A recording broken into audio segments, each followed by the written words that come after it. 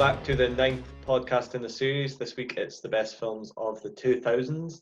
As usual, I'm here with Don, Chris, and Kev. Kev's just doing his French revision, if you'll excuse him. Il est Vincent ans. Il est étudiant en biologie. Il habite à Manchester. That's right. You live in Manchester? Oui. That's right. J'habite à Manchester. So this week Kev's going to do the summary of the 2000s. So I don't know if you're going to do that in English or French, but feel free to do it in French, that'd be fine. Nous mangeons, vous mangez. Oui. Oui, d'accord. Right. The 2000s marked the beginning of yet another existential crisis for Hollywood, one that is arguably still battling with today. As video games grew in their narrative complexity, television dramas improved in quality, and the internet made film piracy easy, how could major studios tempt audiences back into cinemas? The answer was spectacle.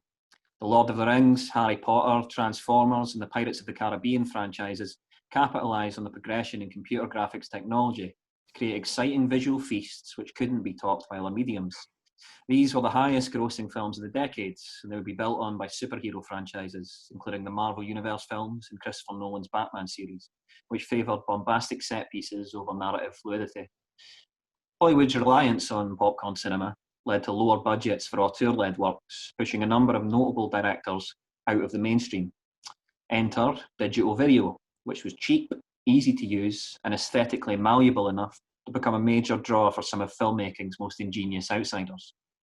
Spike Lee, Hal Hartley, Bernard Rose, and David Lynch all experimented to great success with digital video in the US. In Europe and the wider world, early iterations of digital video were embraced by filmmakers as diverse as Agnes Varda, Alexander Sukharov, Werner Herzog, and Abbas Kiarostami, all of whom used the new technology to free themselves from the limits of 35mm to experiment with the new forms of editing and new aesthetics which the technology afforded. In the case of Kiarostami and his film 10, the effect of digital video was more profound.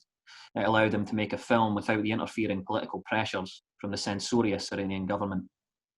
The rise in the use of digital video also led to the mumblecore movement in the mid-2000s, a series of near plotless films focusing on naturalistic performances, which spawned a number of notable film directors, including Andrew Bujalski, the Duplass brothers, and Greta Gerwig. The documentary movement was also shaken up around the world, in part by digital video, but also by an embrace of the gonzo styles pioneered by Nick Broomfield and popularised by Michael Moore and Louis Theroux. Morgan Spurlock's Super Size Me, Moore's Fahrenheit 9/11, Herzog's Grizzly Man, and Varda's exceptional The Gleaners and I received positive reviews not only for the subjects they were discussing, for the human interest story of those behind the camera. If the American mainstream had lost its flair in terms of thrillers, David Fincher and the Coen brothers accepted, and the rest of the world made up for it with a variety of art house films which relied heavily on the thriller genre's tropes. Jacques Audiard's The Beat That My Heart Skipped, Bong Joon-ho's Memories of Murder, and the Dardenne brothers' The Child all provided character-based thrills that mainstream Hollywood now mainly seemed incapable of. Slow cinema also saw a resurgence in the decade, with Werkmeister Harmonies, Tropical Malady, and The Death of Mr. Lazarescu, redefining the limits of a genre which was known for its minimalism. In Britain, social realism was acting as a counterpoint to the country's usual output of period pieces and frothy rom-coms, with works from Shane Meadows, Lynn Ramsey, Andrea Arnold, Cleo Bernard, and a reinvigorated Ken Loach, putting the depiction of working-class lives temporarily back in vogue. But by 2009, Hollywood was still scrabbling for spectacle to maintain its audiences. Only now it was competing with streaming platforms, faster broadband connections, and televisions that boasted of replicating the cinema in the home. It found its silver bullet with 3D technology and James Cameron's Avatar, which, although a deeply silly movie, reaped box office receipts of more than $2 billion worldwide. Alongside the ongoing popularity of the superhero genre and animations from Pixar and DreamWorks, this ensured that the gulf between set-piece cinema and more intimate adult fare would grow ever wider in the 2010s, which we may discuss in the next episode. So the first film we're going to talk about this week is kind of almost following on from the 90s, which is a sequel, which is Before Sunset. So, I mean, I suppose I'll summarise Before Sunset. Fairly easy to summarize really. 9 years on from Before Sunrise, Jesse and Celine meet up in Paris. Jesse's written a book about their time together in Before Sunrise, Celine turns up to the reading of the book, and they spend a day together, or just over an hour together, wandering about Paris, reconnecting, kind of discussing the challenges of being 9 years older, and in some cases 9 years slightly more embittered with the world. And yeah, they reconnect, and it's happy, then sad, then happy again. So there you go. And then it ends. And then, or does it? Watch the film to find out. Exactly. So yeah, what did we all think of Before Sunset this time round? Dawn? Yeah, I definitely preferred it to Before Sunrise. I think one of the main reasons for this is that it kind of actively addresses the incongruity between romanticism and reality that I found quite annoying in the first one. So Jesse talks about people seeing the end of his book differently depending on how much of a cynic or romantic they are. But more importantly, it seems to address the more male-dominated perspective the first one has, which is something we touched upon last episode. So Jesse seems to do a lot more listening this time, and Celine gets to explain to Jesse the issues she has with his idealized side of the story, and it shows the different perspectives men and women have on the same story, like when they talk about having sex. And overall, yeah, it seems like a much more balanced perspective, which was nice. And also, I think I like that the film isn't really about the physical intimacy this time. Like, it, you know, if you think about the first one, as soon as there's that intimacy, you can judge it based on whether or not it's romantic. But in this, because the element isn't there, it feels like it goes beyond romance and love, which I find more interesting. It was more about the connection they have, even more so than the first one does. And it shows a lot more maturity because of that, I think. Yeah. So I guess I was wondering if maybe I enjoyed it more because I'm now probably closer to the age they are in the film, that maybe I can identify with certain aspects of it more. Like you're out in the real world, but you still don't quite feel like a grown up. Like I like the bit where Jesse slides down the railings because that represents that feeling that he's still just a big child that has the urge to slide down railings, even though he now has a child himself. I think it's an interesting point you make about like the intimacy, because yeah, at no point in the film do they actually kiss or you know anything. They have a hug, I guess. They have a hug, yeah, and that's it. You know, there's I think if I remember right, I think there's moments of kissing shown in like flashback to the first film, but it's and yeah, I agree with everything you said on Before Sunset. I mean, you know, Before Sunset is one of my favorite films ever, if not my favorite film ever, and I think for me, like the idea of it passing in kind of real time makes it kind of all the more effective, really. You see these little moments. And for me, like Sunset feels more than Sunrise, like a film of moments. And like there's so many kind of small, intimate moments that kind of mean more than like the passionate moments in the first one. And I do think you're right that as you get older, you can probably associate with Sunset more than you can when you're younger, you know. Sunrise shows you this like we talked about last time, the colors in Sunrise and stuff have this almost like dreamlike kind of visual quality, and Sunset feels a little bit more real in that sense, and also they're kind of faced with the realities that we all face in some way, you know, at some point in our lives. So yeah, I think it's really effective at that, and I'm sure we'll talk later about specific scenes and stuff, but there's a couple that I think are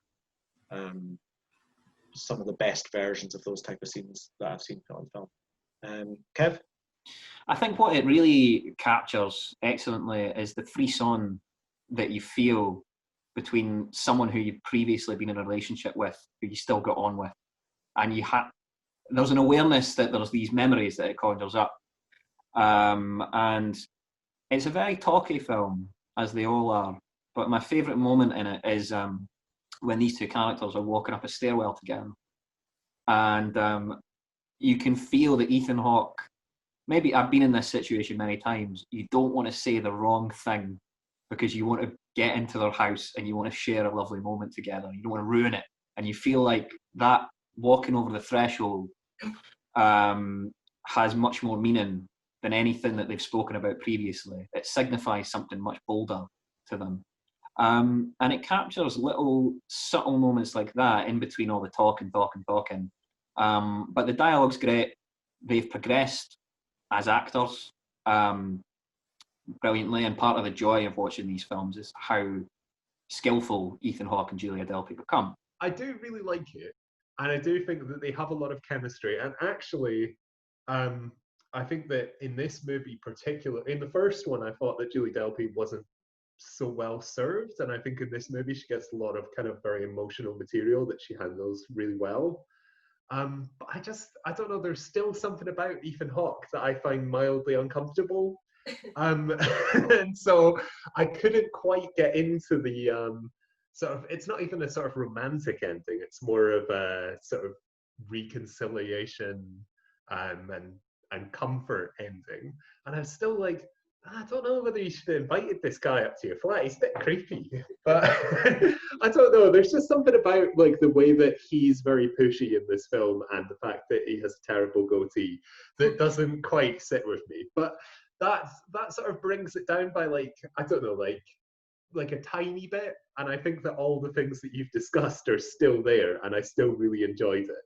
But I think when I watched this the first time, when we were all 5 years younger, I found it quite romantic and quite beautiful.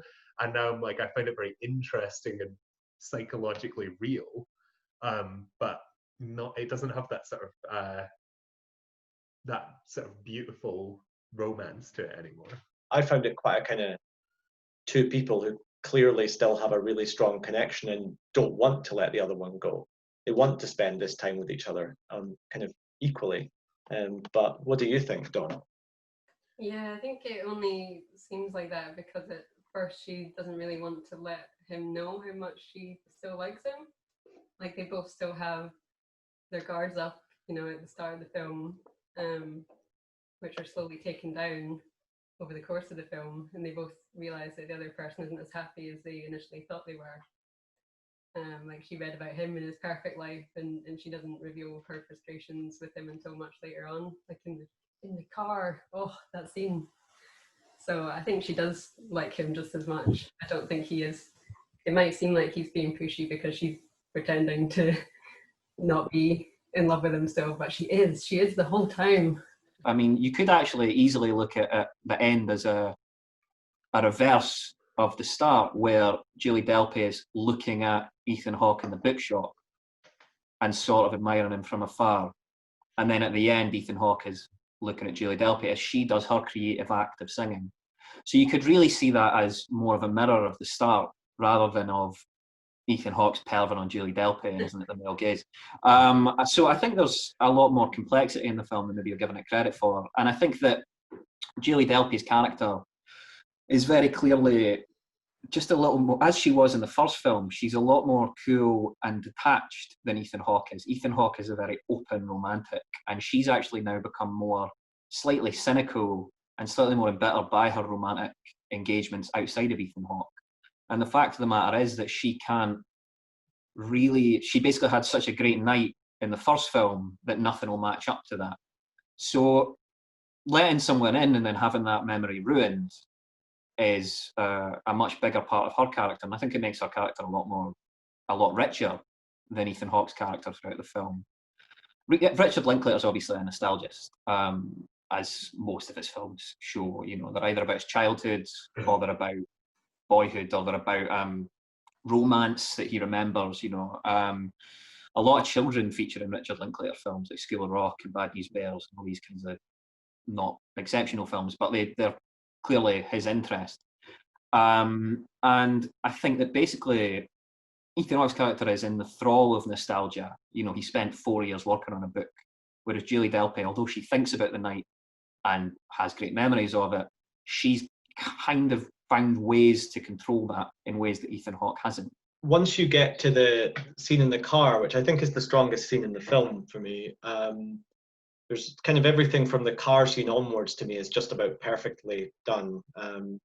Maybe even before that, but once you get to that scene, that is when she really starts to open up and reveal how she's truly felt without. And then I think when you look back on the film after that, you can see that all the little mannerisms she's had and stuff have been holding back because she doesn't want to get hurt, or she doesn't want to reveal her true feelings because she doesn't actually know how he feels either. So there's that moment in the car, you know, and me and Kev kind of talked about this, how with weaker actors it would be a terrible scene, that scene in the car. Like it would be very, it could go cheesy or it could go quite cringy, but there's moments in the car where they'll reach out to touch each other and they don't.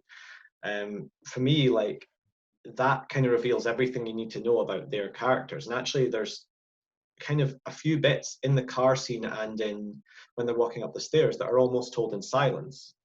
And it's almost like Kev was talking about, the whole film is very, very talky, but the moments that reveal what you actually need to know are done in silence, you know? So Ethan Hawke watching her play her song, he says nothing, but he's telling you everything you need to know.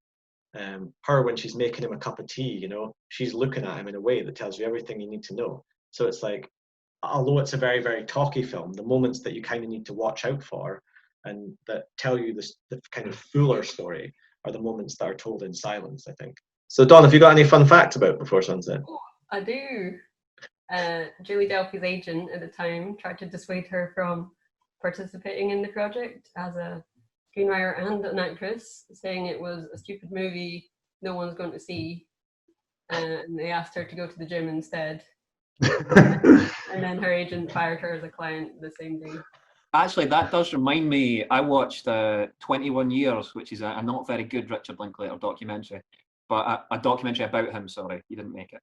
But it was pointed out that the Before trilogy is the lowest grossing trilogy of all time. Yeah.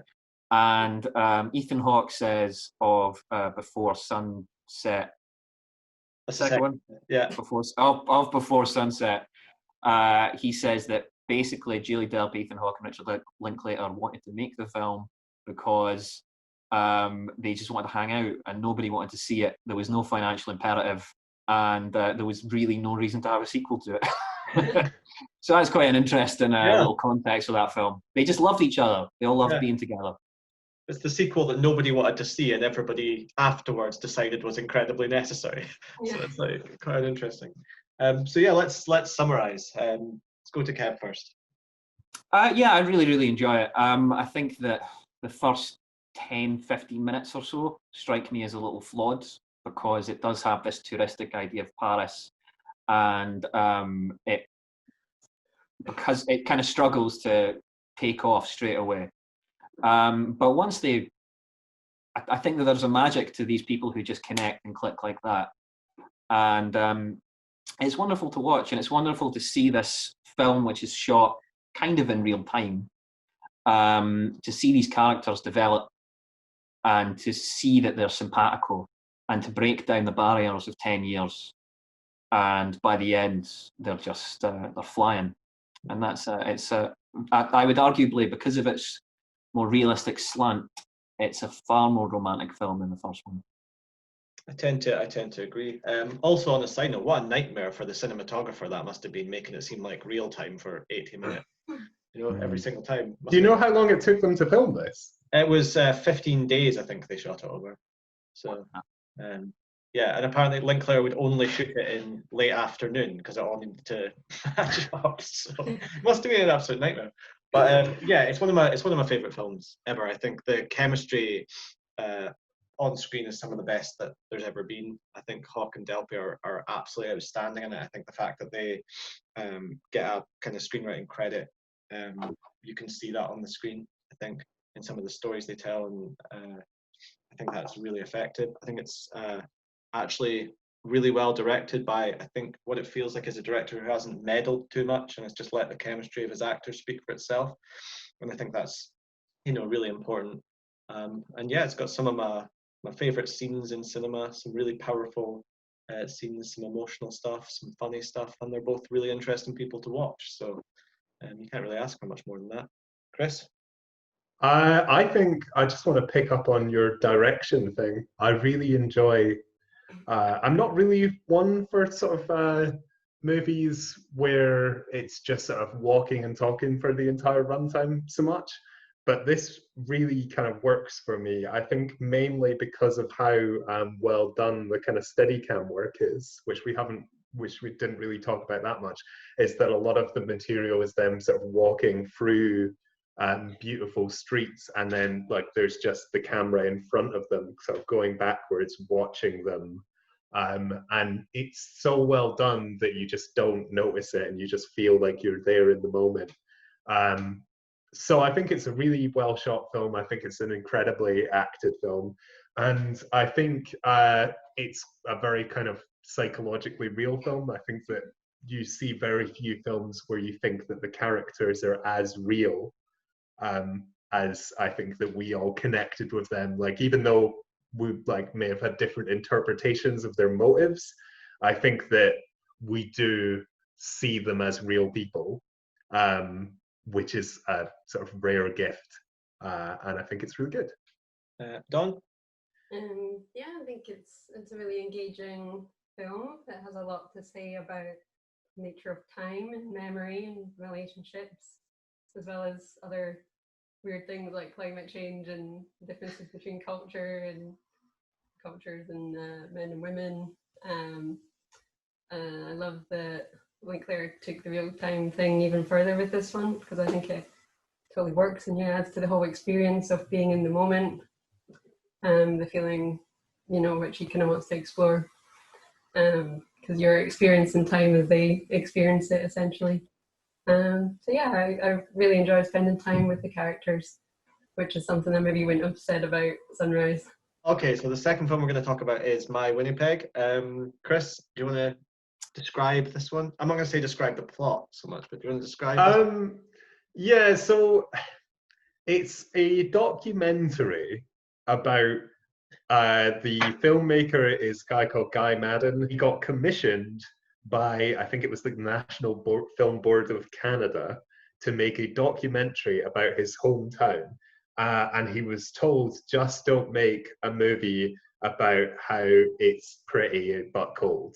And so instead, he made this very weird movie, which kind of looks at various different things that have happened in his life or in the life of the city that may or may not be true. Some of them are true, some of them are not true, and some of them are sort of urban legends, and mixes them all together with this other plot line, which is he gets a bunch, well, he says that he gets a bunch of actors to recreate his family dynamic from when he was young, and that's what we see.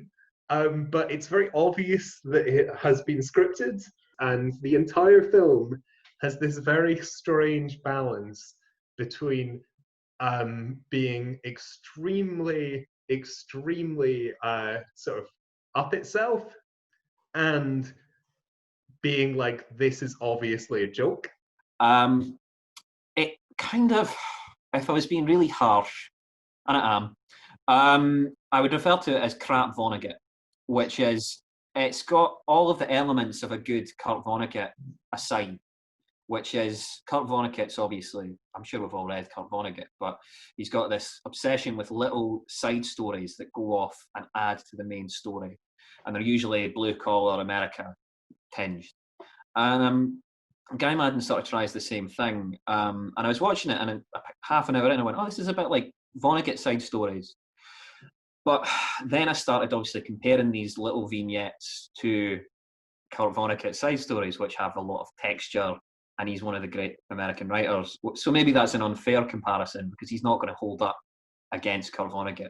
So I started thinking about all the things that I liked about Kurt Vonnegut that are missing from this film, which I felt like it didn't have a human texture, although Guy Maddin seems to believe that his autobiography is interesting enough to give the film a human texture. I don't really agree with that. There are some elements I enjoyed. I was particularly intrigued by, there's a little vignette which is true about Winnipeg, which is had a thing called F Day, which is a huge number of the populace dressed up as Nazi soldiers and burned books and rampaged into cafes and did horrible things that Nazis would do in a bid to bolster the war effort during World War II. That's an interesting story on its own. I do think there's too many ideas thrown at the screen. Sometimes that's a good thing, sometimes that's a bad thing. In this, sometimes I felt like I kind of drifted in and out of it a little bit, and the bits that engaged me really engaged me. The bits that I became disinterested in, I was really disinterested in. So it's almost like it's almost as if it was like, as we know, Chris loves these, like a bunch of little short films. But you know, each story will either hold your interest or will make you not care in the slightest. And you know, some of them were very interesting. I was quite interested in but kind of the area that I found most interesting was, I think, the kind of fictional family dynamic. I was quite interested in that. Held my attention pretty well. The thing I struggled with was, before watching this, I watched the trailer, and the trailer made it seem like it was going to be really funny, and I didn't really find it very funny.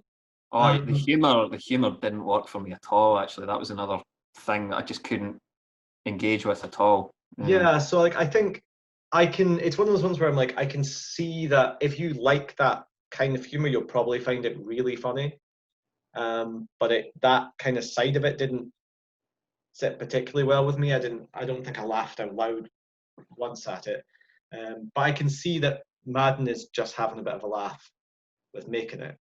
And it does, you know, it tackles some interesting issues. It tackles this whole kind of like, almost like gentrification idea of Winnipeg a little bit, and that's quite interesting. And I kind of wanted him to go into a little bit more detail about that. So I guess maybe for me, like, it's almost like the ideas that I found really interesting, like Kev talked about, you could have a film about them on their own, and I probably would have found that more interesting.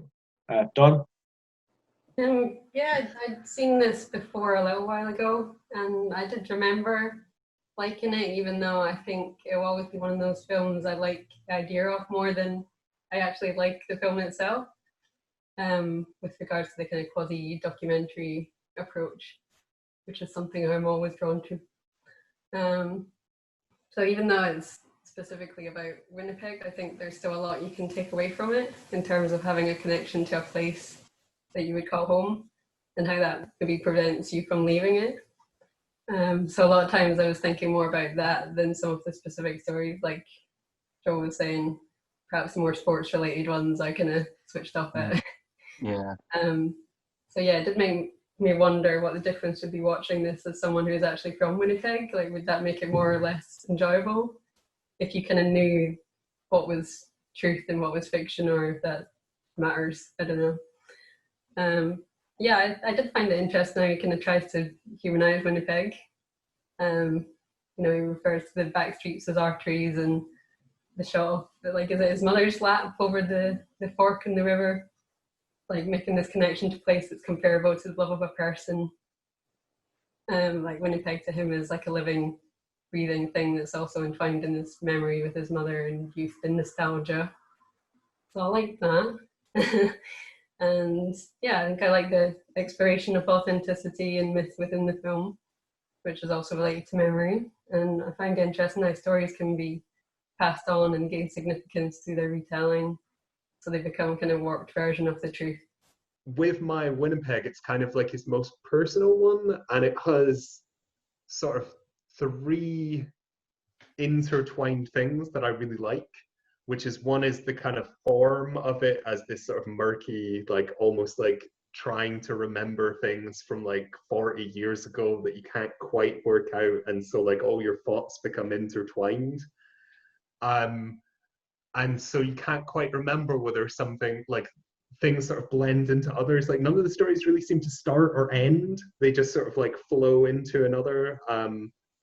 And also I really like, I'd kind of forgotten how much it has to do with sort of solidarity movements and gentrification, and like it's quite critical of like how corporate interests have kind of ruined Winnipeg, and he looks back to this almost like imagined golden age of like Citizen Girl and like the socialists like who are trying to like do a general strike.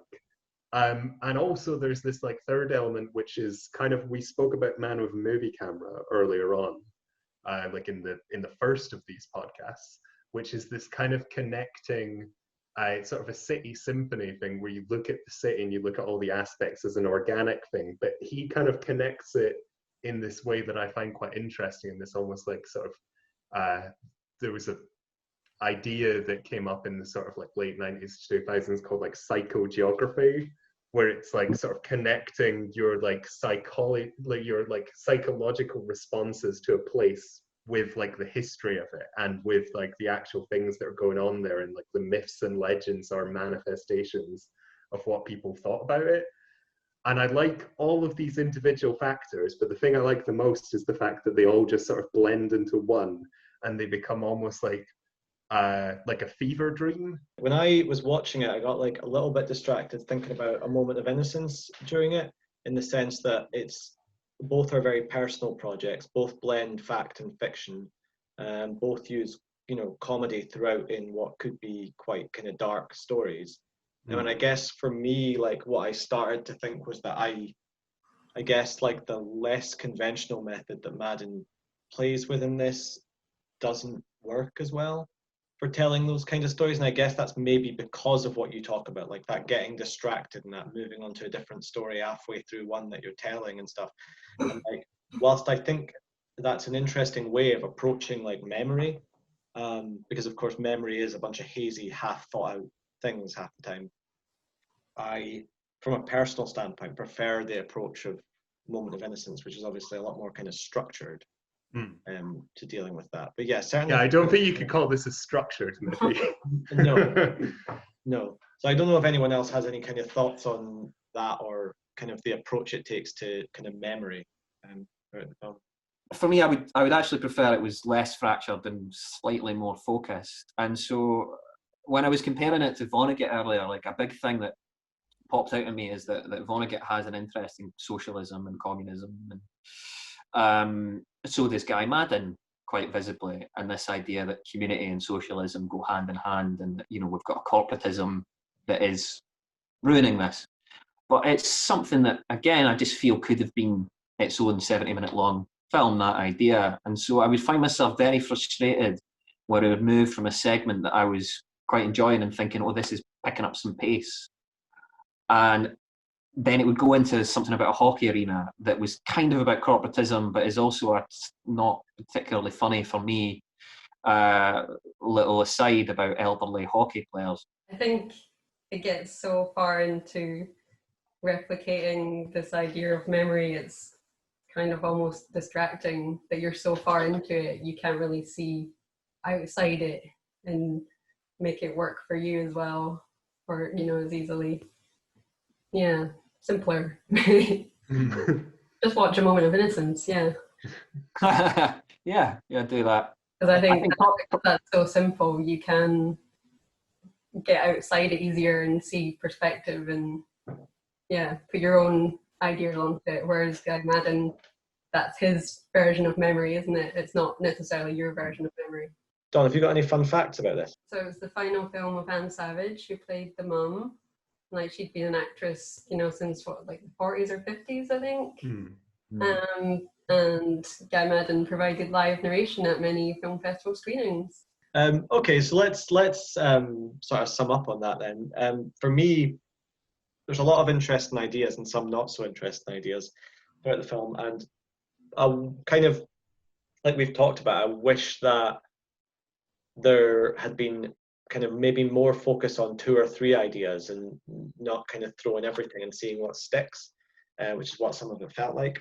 It's an admirable film that for me is a bit of a noble failure.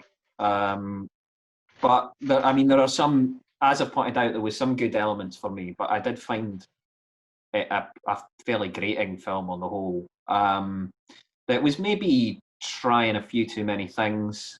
It's trying to bring the entirety of a city and its history together, along with the autobiography of the director, which is a huge thing to corral into 1 hour and a half. I guess I'm pretty into it, even though I'm still not quite sure. I think I want to like it more than I do, which makes me sad, because it should be something I would love. But maybe I'll keep watching it. Maybe one day I'll get there. Because I did feel like I got a little more out of it this time. I think the kind of hazy, dreamlike cinematography is the perfect way to explore the themes of the film, whilst also looking really beautiful. And I guess I do like that it's not afraid to embrace the strange and the whimsical, even if that can be kind of alienating at times because you don't quite know what to make of it. I think that a lot of the kind of criticism that there's been about it is that there are too many ideas and that they're not developed enough. And I would say for me, that's kind of not really the point. I would say like the reason I really like it is that I think that I have quite a scatterbrained mind. And I feel like this movie, when I watch it, I'm like, this is how my mind works, which is probably a horrible judgment on myself. But I really enjoy the sort of, I enjoy the way that the structure of the plot story is mirrored by the aesthetic. And I really enjoy this kind of like messiness that it does on purpose.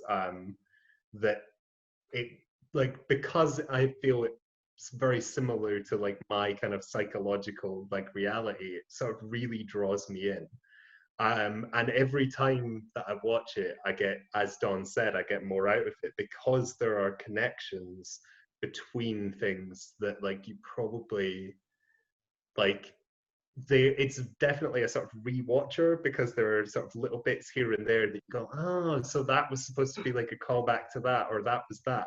And it's like almost in the sense of, I'm not sure whether they're intentional. They're just there because it's a journey through his mind. Okay, so the third film we're going to talk about is Ivan's Ecstasy. Kev, do you want to do the plot description of this one? So Ivan's Ecstasy is by Bernard Rose, who did Candyman and Immortal Beloved, and quite a few other very good films. At this point, like a lot of other directors, his stock was falling a little bit, and he was struggling to get financing done.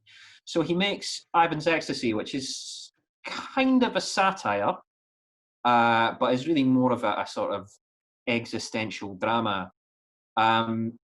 It's about a Hollywood producer called Ivan, and it's based on a story by Tolstoy called The Death of Ivan Ilyich. He is a hotshot. He's one of the bigwigs of Hollywood, and he, right after landing the biggest contract of his career and being escalated into the upper echelons of the Hollywood elite, he finds out that he has cancer. So instead of deciding to face death, he decides to avoid it by going on the biggest binge that he has ever been on. And he was already clearly an alcoholic and clearly addicted to cocaine. And we then go through a few, his final days as he binges and as he encounters some of people who he thinks are friends but are really just hangers on. And as we watch, we contemplate what will we do during this time, how we would face death, and whether or not what he does is moral or immoral. I have very little to say about it, basically. Okay, moving on then. Yeah, no, like my general feeling about it was Changed. that I don't really have any huge amount of issues with it, but it felt like it felt like one of those films that I would watch and I'd go, oh, that was fine, and then I'd forget about it. I'm very intrigued as to what it is that Kev really likes about this film. I'm thinking back to when we watched Akira, which kind of deals with the same sort of themes, which I found very affecting in a kind of like almost like traditional classical style, with the same kind of discussions, except like I feel like there was a bit more meat on the bones there. There are certain areas of it that I don't like, but I'm kind of reluctant to criticize, knowing the kind of struggles it had to get funding and knowing the kind of budgetary constraints. So like, I'm not really a fan of like the kind of early video digital camera stuff. Not sure if this was mini DV or if this was kind of digital camera, but I think it was digital camera and slightly different style. I don't like that look as an aesthetic, but with something like this where the budget was like 150 grand, I'm kind of slightly reluctant to kind of similarly, I don't think any of the supporting actors are very good. I think some of them are actually really bad. But again, knowing the budgetary constraints, it's a question whether it's worthy of criticism considering. I do disagree with you, Chris, about performances, because I think Danny Huston is great in it. I think he's really captures that like kind of sort of slightly slimy, but also thinks he's invincible until he's struck down kind of character. I think he captures that incredibly well. The kind of sweaty, horrible look that they give him throughout is it's a very something that Kev would love. So I could see entirely why Kev really likes that. Peter Weller as well is great.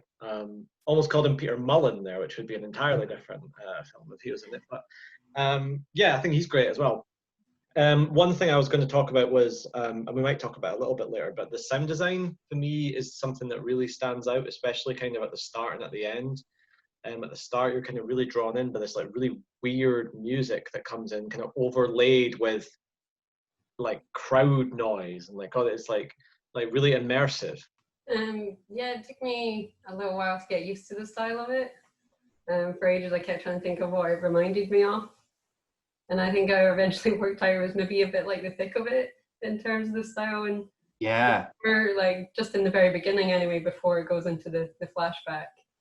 But when they're kind of discussing his death, I think that's what it reminded me of. Perhaps because the version I watched, I found it a little hard to make out some of the dialogue. So I think maybe I missed some of the subtleties that were maybe going on, if there are any. I don't know. And Kev can tell me. So I don't know the short story it's based on, so maybe I would have got a bit more out of it if I'd read that. But yeah, I think I'd agree that I think the acting is, from Danny Huston anyway, is really great, and Peter Weller is probably the most animated I think I've seen him. But yeah, I really love the way in which Danny Huston has that ridiculous grin on his face for most of the film, which is kind of like a mask he wears to hide his true feelings. He's so used to the Hollywood facade, it's kind of broken him, and he can't express himself outside of that. And there's that great bit earlier on in front of the paparazzi, someone's getting slagged off by a couple of people, but their faces show this kind of pretend joviality that's all about the surface in Hollywood and charming people to get what you want whilst also hating them at the same time. So that facade is kind of what's slowly deconstructed over the film, which I liked, I guess. And maybe it reminded me a little bit of La Dolce Vita in terms of the exploration of a kind of hedonistic lifestyle. It made me think about how that film can easily be mistaken for glamorizing the things it's criticizing. But like the treatment of women in Ivan's Ecstasy is particularly troubling, and maybe it only works thinking back on it because the film is so grimy and unglamorous. The Hollywood lifestyle is made to look so undesirable in it. So I think I can maybe appreciate it slightly more having a bit of distance from it than I did after just watching it. Yeah, I kind of felt the same with Danny Huston. I said to Kev, he reminds me of if you put Jack Nicholson and Dick Van Dyke together, it would be almost exactly kind of like it looks like. What about you, Kev? Because obviously it was top of your list. Not obviously. Yeah, watching this. I really love it, and I actually we'd probably struggle to talk about it a little bit because considering Dawn said she didn't really get it, that was an exceptional analysis of Ivan's Ecstasy. I think that just to pick up on a few things that you said, I think that it's what I love about it is that it does feel really direct, and it feels like you're sort of trapped in this guy's psychological state, and you do need to go and think about it afterwards. It doesn't really give you much room to breathe because it's just about nihilism.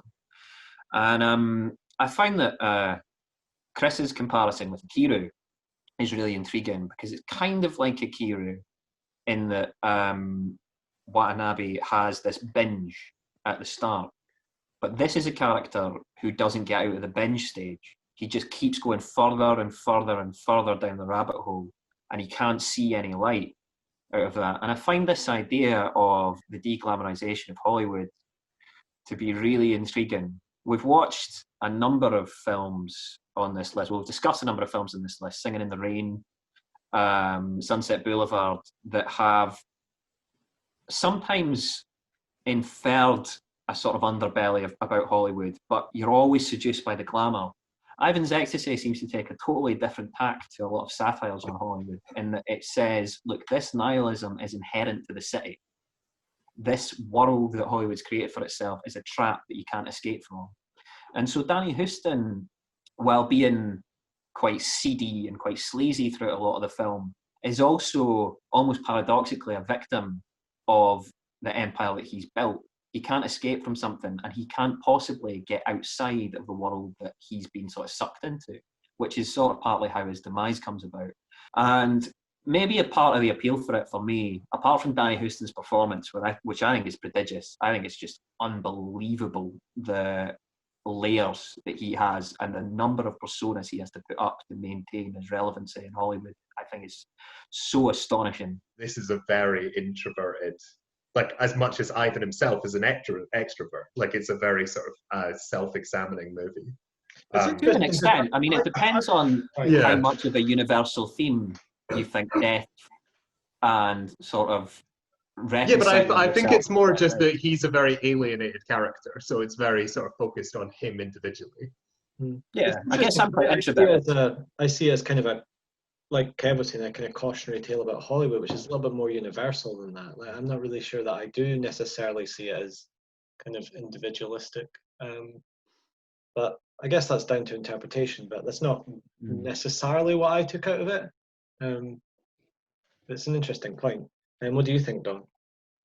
I guess I didn't really take as much out of it about kind of life and death as I maybe would have thought I would have or liked to have. I think I did get that more from something like Ikiru. So this was more about the Hollywood lifestyle. That's kind of what I enjoyed more from it, I think. Yeah, I was kind of the same. Do you have any fun facts or facts about? So Bernard Rose's actual agent played the role of a fictional media talent agent in it.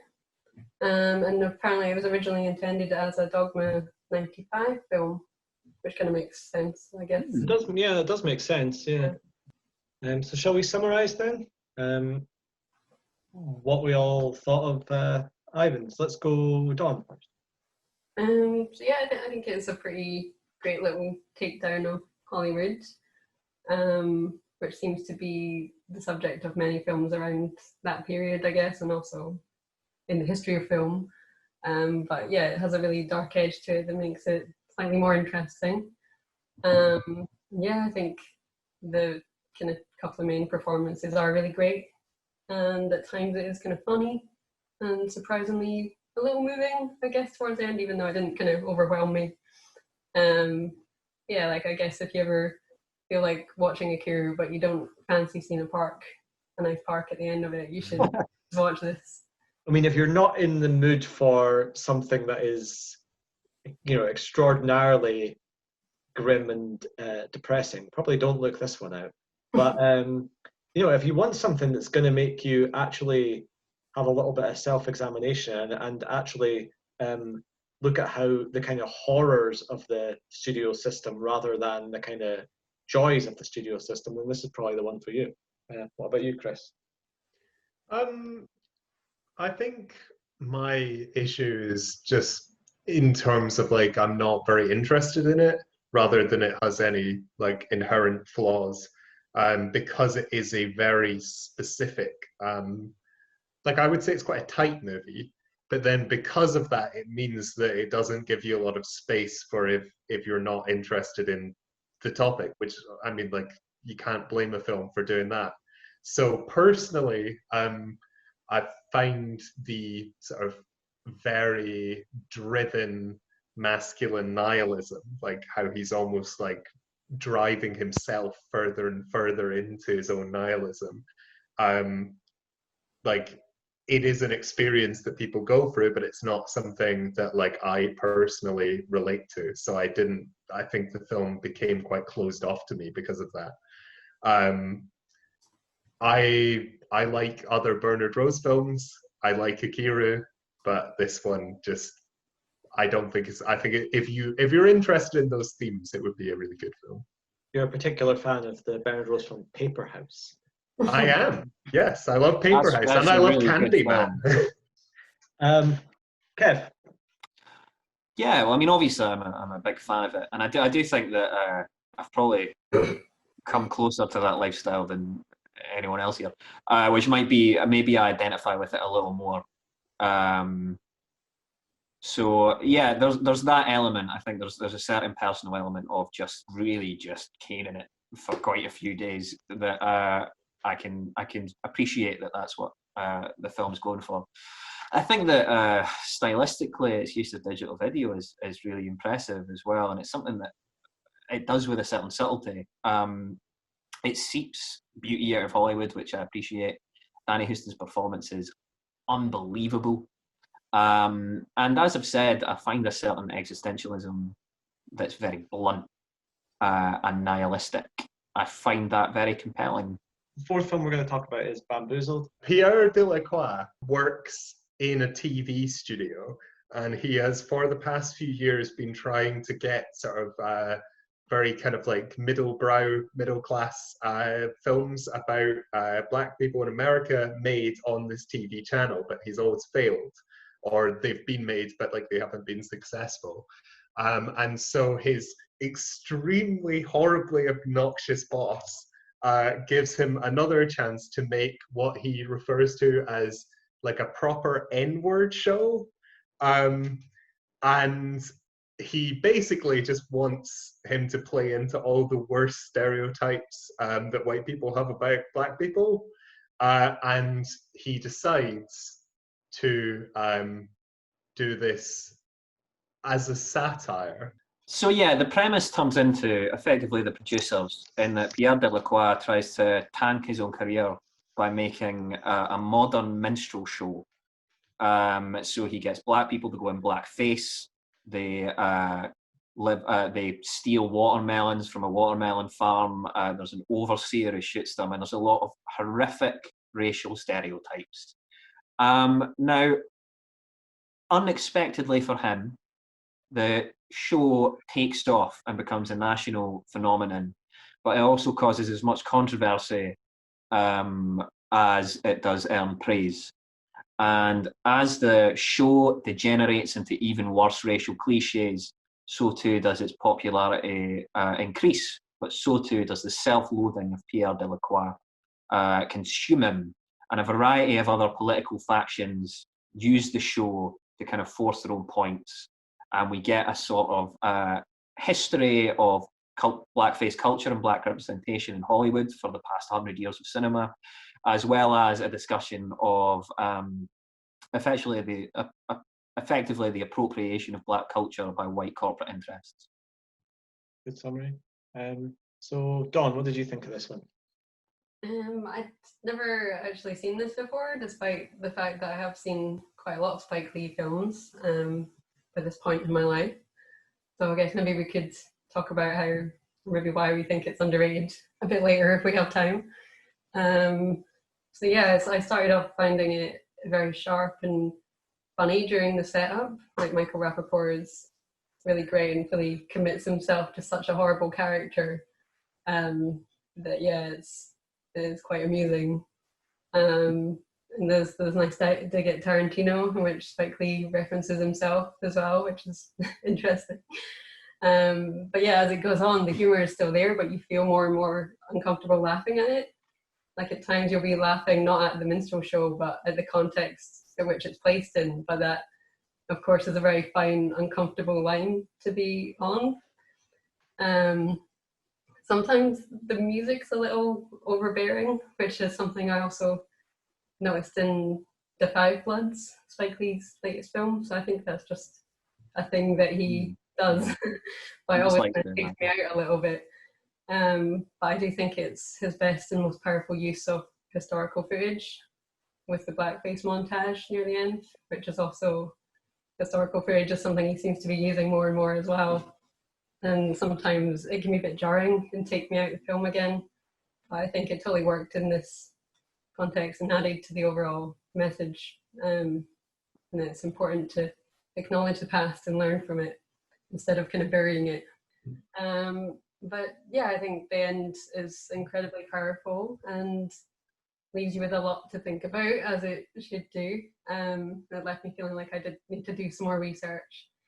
So I did go and watch some interviews with Spike Lee about the film, which I think helped clarify his intentions for me.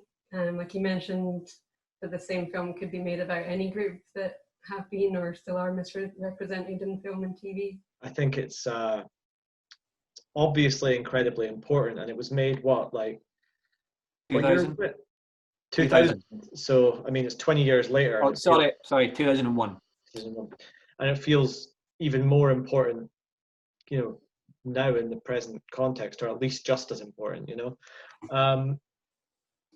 It took me a while because I couldn't get my head around Damon Wayans' really weird performance for quite a while.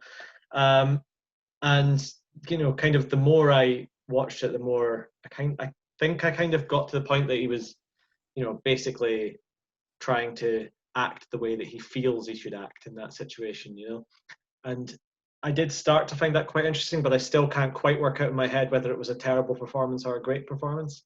But I think that it makes you question a lot. It makes you look at things in a way that you maybe previously haven't and should have. And I think, Don, you really you kind of summarized everything that I would want to say on it. Anyway, but I think it's very powerful, and I think it gets more powerful as it goes on. And especially by the end with that montage, you're really kind of drawn in, and you really are made to question things. And it's interesting to me that it was a complete flop when it was released, both monetarily and critically. And some of the criticisms of it are reasonably well thought out, and some are really atrocious, and one of which I think Kev might talk about. The criticisms of it being a little bit messy, I think, are fair. But having said that, does it matter that much? Probably not.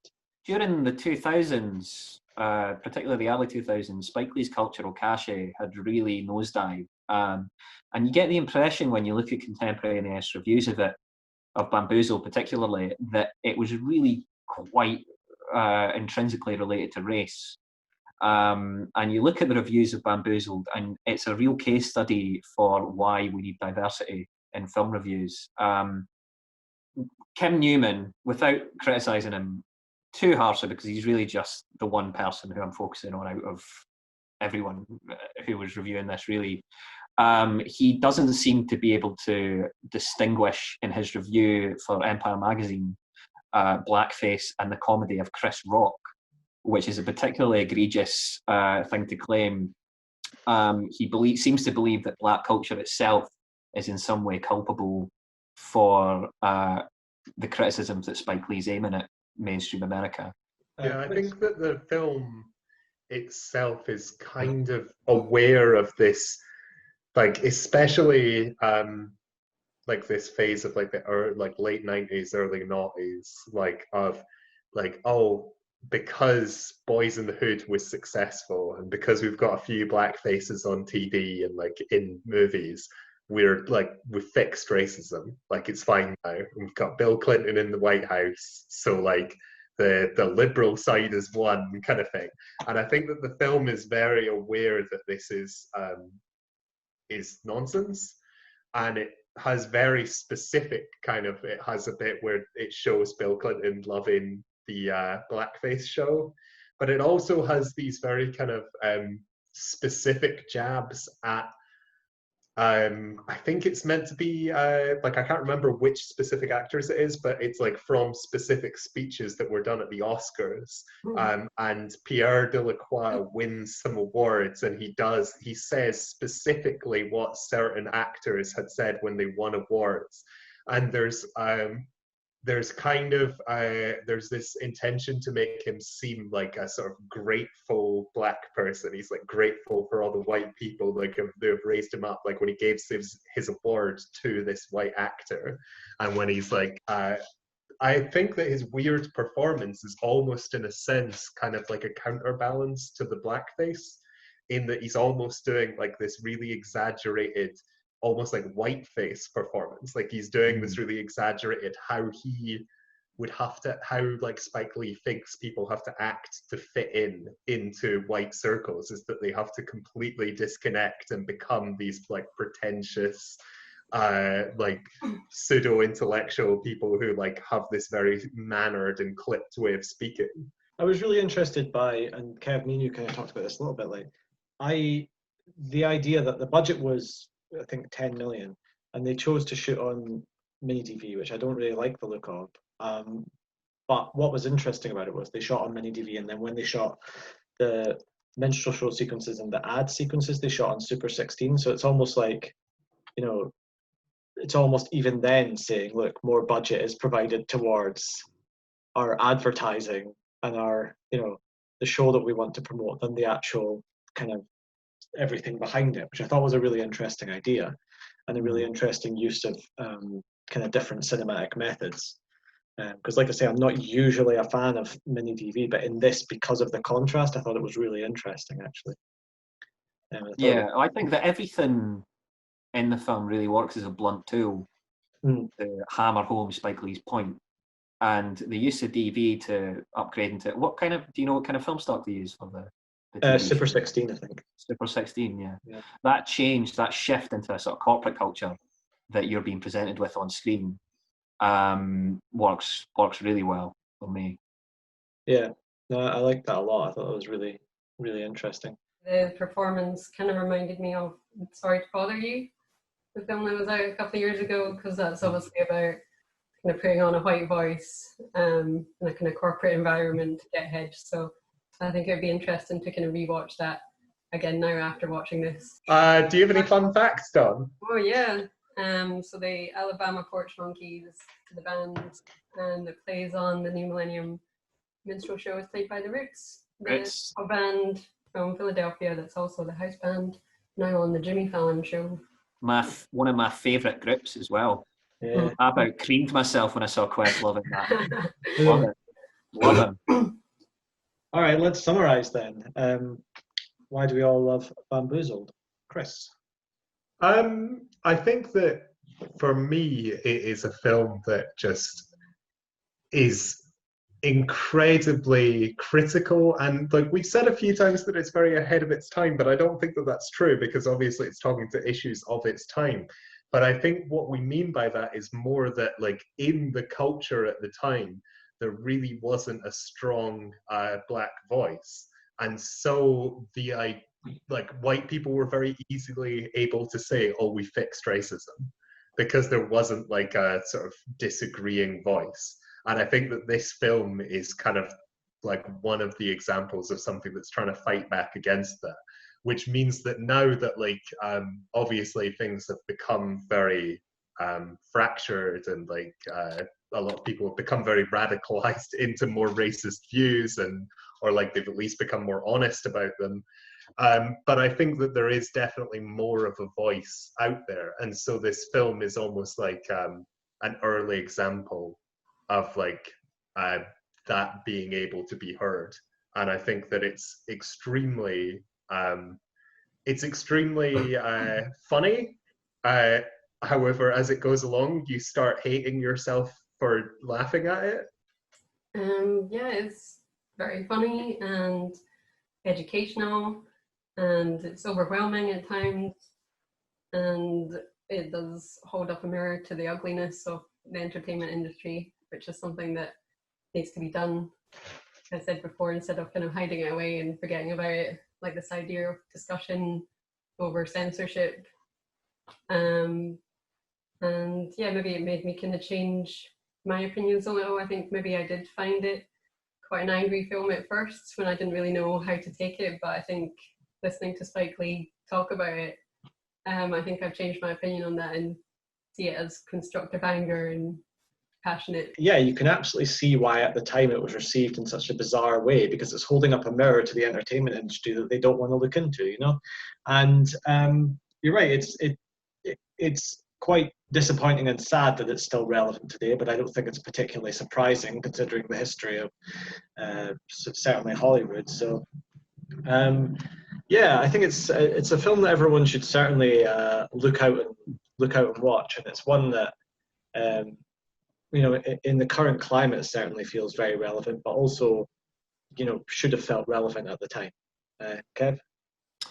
I'm a huge fan of Spike Lee anyway, and what I really love is when he becomes really discursive.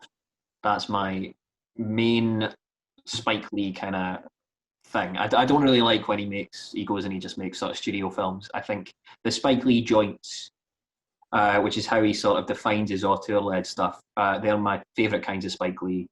Possibly we're of a generation, I think, that naturally understands these things a little more because it's just in the broader cultural conversation, and it's certainly in the air right now with the Black Lives Matter movement and with the discussion of how television was betraying black people, or has been betraying black people for the past 100 and something years.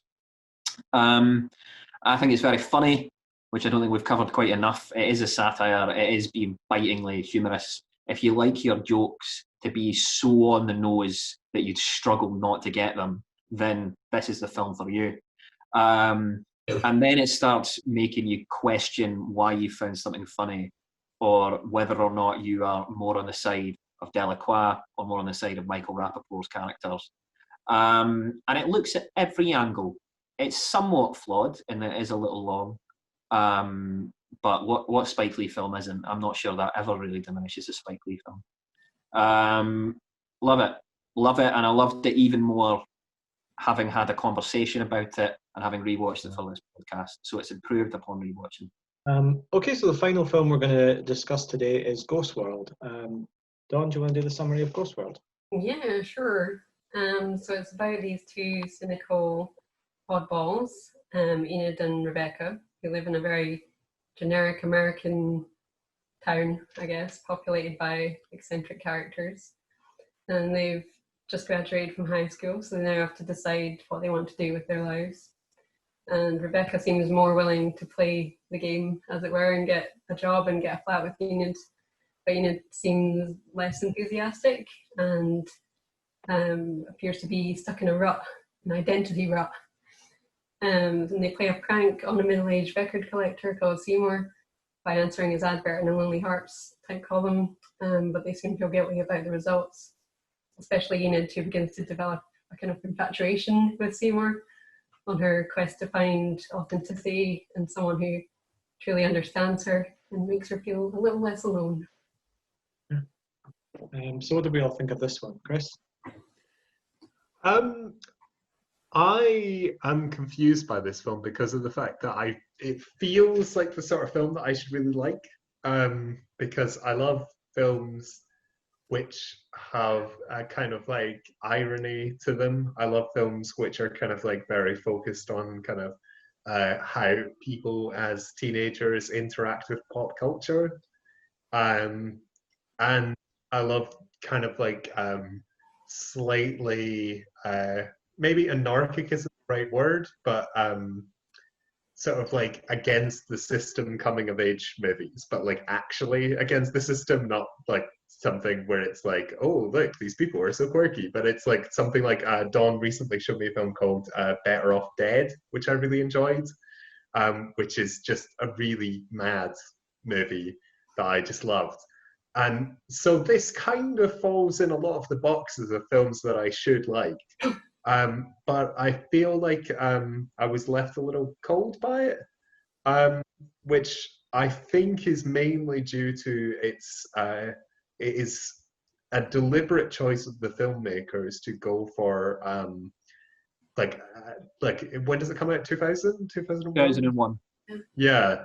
So it's kind of this phase of like being a teenager in the late 90s, early 90s, where like everything seems to be going quite well, like in the world, but you still can't find your place in it and you feel very alienated because like nobody is authentic. And I think that while this is obviously the point of the film, it left me feeling quite cold because, I mean, towards the end, things change, but a lot of the film is very, I think, almost nihilistic, which, as we've already kind of talked about, is something that doesn't really chime with me.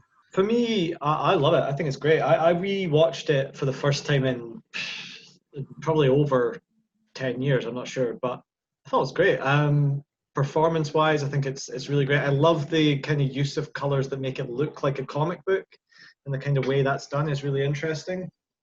I think that Steve Buscemi is great in it, and I like the kind of underlying sadness that kind of envelops the whole film. Like, there's always a kind of potential sense of hope in what they're trying to achieve, but I think that like this idea that each of them have their own individual sadness, and that this sadness isn't born into them through some sense of like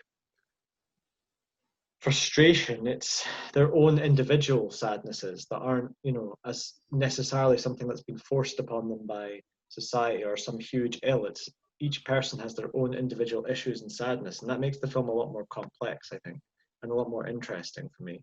Yeah, I've got a real affection for Ghost World. My first girlfriend introduced me to Ghost World, so I must have watched this 16 years ago, 17 years ago, and I really liked it then. And I've since, you notice if you hang out with a lot of art students, you'll tend to watch Ghost World quite frequently, and I do. But art students love this film because it's mainly about a disaffected art student. But this is probably the first time I've watched it as a sort of grown up, I suppose. And it's interesting how I used to sympathise incredibly with Thora Birch's character, who has a sort of everything shit mentality, which is what a lot of teenagers have. It's certainly what I had until my mid-20s, probably. Everything's a bit shit. And it's sort of this almost claustrophobic view of life where nothing is really any good, because that's just how some teenagers feel, And now rewatching it, I've got an incredible sympathy with Steve Buscemi's character, who feels like one of life's victims.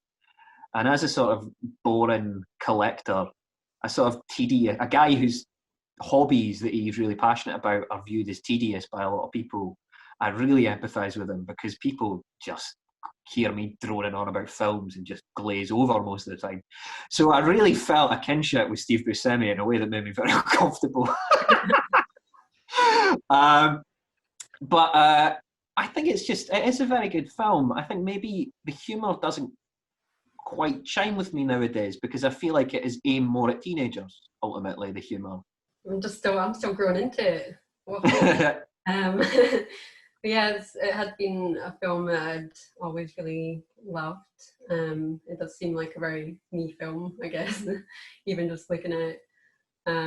But yeah, I think this was maybe the first time I watched it and everything kind of fell into place for me. I think before there were certain times where I couldn't quite work out Enid's motivations or feelings at certain points. She can be quite a confusing character, but I think I finally kind of understood her and maybe felt more empathy towards her because of that. So I think my empathy was always with Seymour in the beginning, because I've always been a bit of a collector. So maybe I just saw myself more as him. I'm like, I get that, but what's she all about? But now, yeah, I can see both sides. So maybe I just have a bit more perspective now from where I am in life. I think, one of the main things that makes it so successful for me is not just the characters, but like the casting and the acting, which I think adds a great deal of sensitivity and nuance to what could easily be grotesque caricatures. Like in the comic, it's a lot broader and maybe even more cynical at times and darker. And sometimes it felt like to me that was lacking a bit of warmth that could make you really care about the characters. But I think Thora Birch does such a great job of making what could be quite an unlikable and selfish character feel quite human. I think Steve Buscemi is just perfectly cast. Can't really imagine anyone else in that role. I think also because Terry Zwigoff, the director, is such a great understanding of the material, as well as the fact that he clearly identifies as a bit of an outsider himself. He brings a lot of quirks to, his own quirks to the film's characters and sets. Like, he kind of partially based Seymour on himself, and his bedroom or like his record collecting room and his memorabilia is kind of based on his own stuff. So I think that, he brings his own natural empathy towards the characters through his direction. And like his documentary on Robert Crumb was something I almost included on my 90s list, which is again a great portrait of a creative outsider. Yeah. The whole family. So definitely check that out if you haven't seen it and you like Ghost World. And yeah, I think I also really love it because there's so much of it I can relate to firsthand that I do find it still so painfully funny. Because I know how accurate and well observed the depictions of those people and situations are. Like even though Daniel Clowes has created what seems like a specific look at American life, it's also incredibly universal. What did we think? So the ending's been interpreted, obviously, the kind of obvious version of the ending as just an escape from your situation. But the other kind of one that Daniel Clowes, is that how you pronounce his name? Clowes? So has kind of talked about a little bit is that Enid's character commits suicide at the end. And the same as the kind of old man who's leaving on this bus that doesn't really exist kind of thing is also possibly committing suicide at the end. So that adds a whole different dark undertone to the film for me, if that's the case. I mean, it's certainly not what I had taken from it or seen from it, but I'm interested to know if anyone else had kind of... No, I mean, it depends. I guess it depends. Like, if you could look at that in a really philosophical way of when you move from one place to another, you're effectively committing suicide, and that your mindset changes so much that you're really not the same person as you were when you were trapped in this town. And once you open up the borders that you've placed for yourself, you're effectively ending one life and starting the next. So that's the positive interpretation of what he means by that. But I assume you mean a literal suicide. Yeah, a literal suicide, yeah. I don't understand that, to be honest. No, it wasn't something that I had taken, but from what I read, it says the bus pulls up with a destination that says not in service and carries Norman away. The bus is unmarked and they're carrying no real belongings. It's devoid of other passengers without a destination marked. And remarkably for Enid's heavily oppressive commercial landscape, no advertising placards. So people have kind of taken this as going to sort of purgatory or going to somewhere. Again, you could take it as Billy Liar, I think, is a really comparable film with this, particularly the idea of a sort of childhood, teenage cruelty. But sadly, I seem to have empathised with a lot more than anybody else in this podcast. But Billy Liar almost gets on a train to London and instead goes back home. If he's got this route of escape and is just trapped in his own fantasy. So I suppose there's always a certain fatalism at the end of a lot of more serious teenage films, especially ones set in small towns.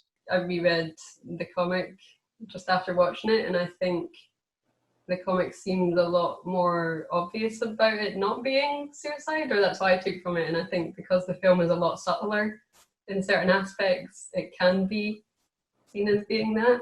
But yeah, it seems like it's a bit more explained in the comic. Like they just say, "Oh, I think they put a service on this stuff here," instead of it being kind of weird and mystical.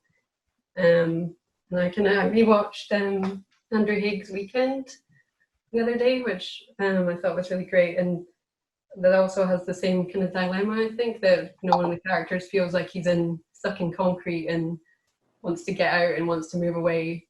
And sees like all the people around him know him so well, he can't escape this idea of what he's become.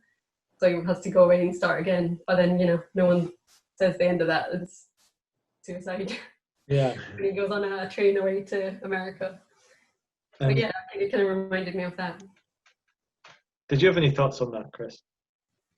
I just don't buy it as the ending. Like if that was their intention, then I feel like they failed to communicate it well.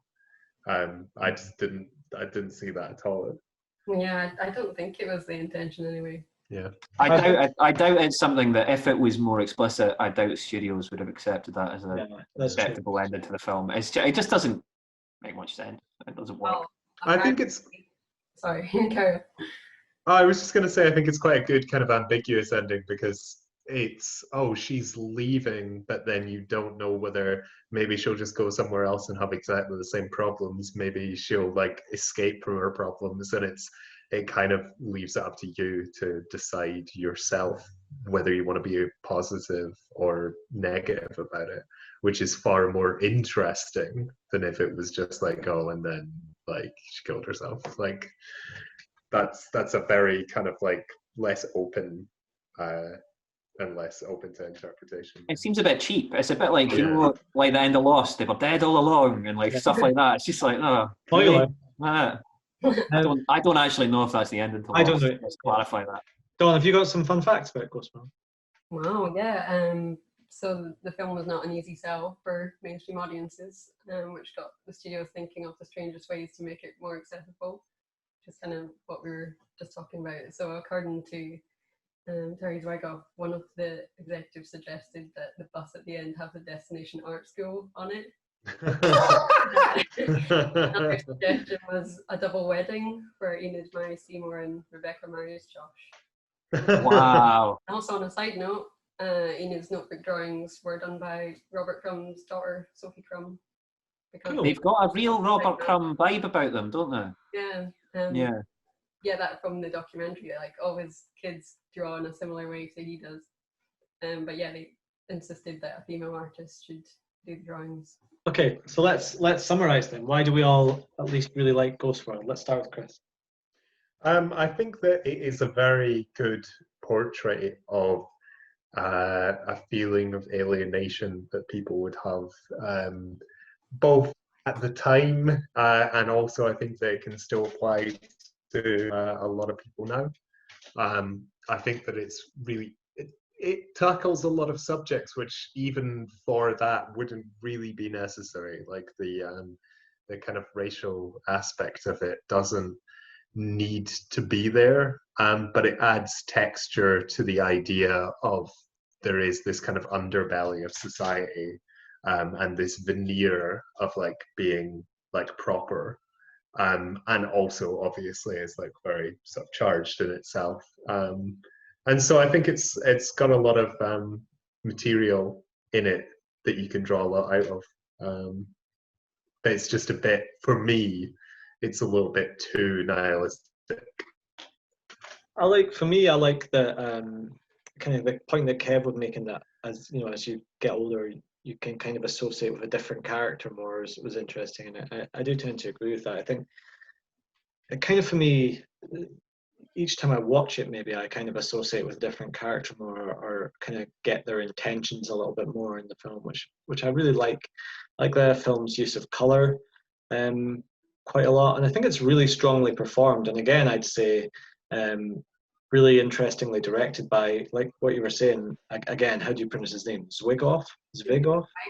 I always thought it was Zwigoff, but I think it's Zwigoff. Really interesting directed by him, and you know, again, by someone who's directed a lot of films about outsiders. It's also produced by John Malkovich, who's a little bit of an outsider in the Hollywood system. So it's got this kind of like really interesting, kind of slightly offbeat approach, which I think works really, really well.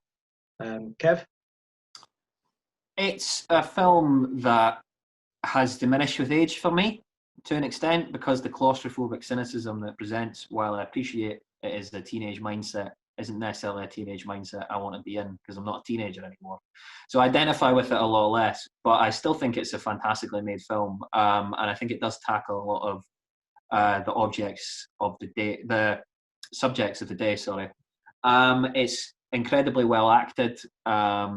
It does have a sense of ambiguity about it that a lot of teen movies don't tend to, which makes it a lot more compelling to watch as an adult. But I have a nostalgia for it that maybe it's not quite holding up to when I rewatch it as a 30-year-old man. And Dawn? Yeah, I really love it.